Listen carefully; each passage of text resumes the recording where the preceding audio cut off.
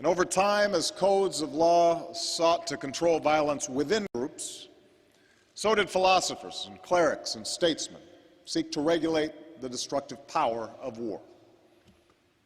The concept of a just war emerged, suggesting that war is justified only when certain conditions were met. If it is waged as a last resort or in self-defense, if the force used is proportional, and if, whenever possible, civilians are spared from violence. Of course, we know that for most of history, this concept of just war was rarely observed. The capacity of human beings to think up new ways to kill one another proved inexhaustible, as did our capacity to exempt from mercy those who look different or pray to a different God. And yet, a decade into a new century, this old architecture is buckling under the weight of new threats. The world may no longer shudder at the prospect of war between two nuclear superpowers, but proliferation may increase the risk of catastrophe. Terrorism has long been a tactic, but modern technology allows a few small men with outsized rage to murder innocents on a horrific scale. Moreover, wars between nations have increasingly given way to wars within nations. The resurgence of ethnic or sectarian conflicts, the growth of secessionist movements, insurgencies, and failed states. All these things have increasingly trapped civilians in unending chaos. In today's wars, many more civilians are killed than soldiers. The seeds of future conflict are sown. Economies are wrecked, civil societies torn asunder, refugees amassed, children scarred. I do not bring with me today a definitive solution to the problems of war. What I do know is that meeting these challenges will require the same vision, hard work, and persistence of those men and women who acted so boldly decades ago. And it will require us to think in new ways about the notions of just war and the imperatives of a just peace. Furthermore, America, in fact, no nation, can insist that others follow the rules of the road if we refuse to follow them ourselves.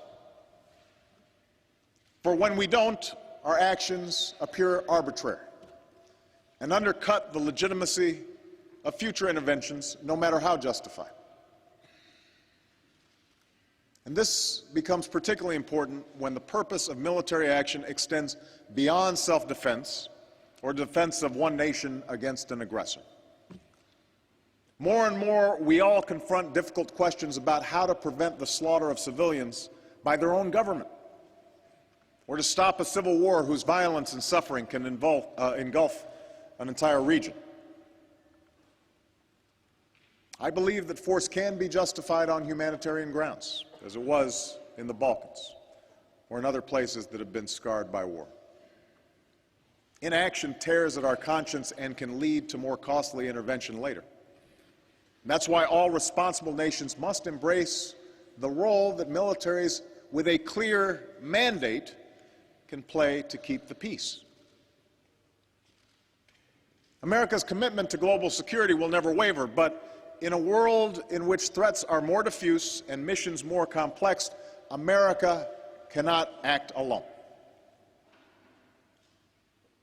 America alone cannot secure the peace. This is true in Afghanistan. This is true in failed states like Somalia, where terrorism and piracy is joined by famine and human suffering. And sadly, it will continue to be true in unstable regions for years to come. Even as we make difficult decisions about going to war, we must also think clearly about how we fight it. The Nobel Committee recognized this truth in awarding its first prize for peace to Henry Dunant, the founder of the Red Cross, and a driving force behind the Geneva Conventions.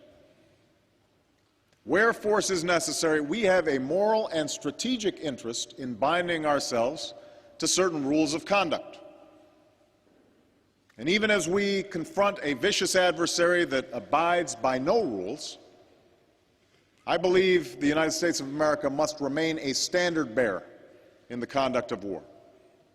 That is what makes us different from those whom we fight. That is a source of our strength. That is why I prohibited torture. That is why I ordered the prison at Guantanamo Bay closed. And that is why I have reaffirmed America's commitment to abide by the Geneva Conventions. We lose ourselves when we compromise the very ideals that we fight to defend.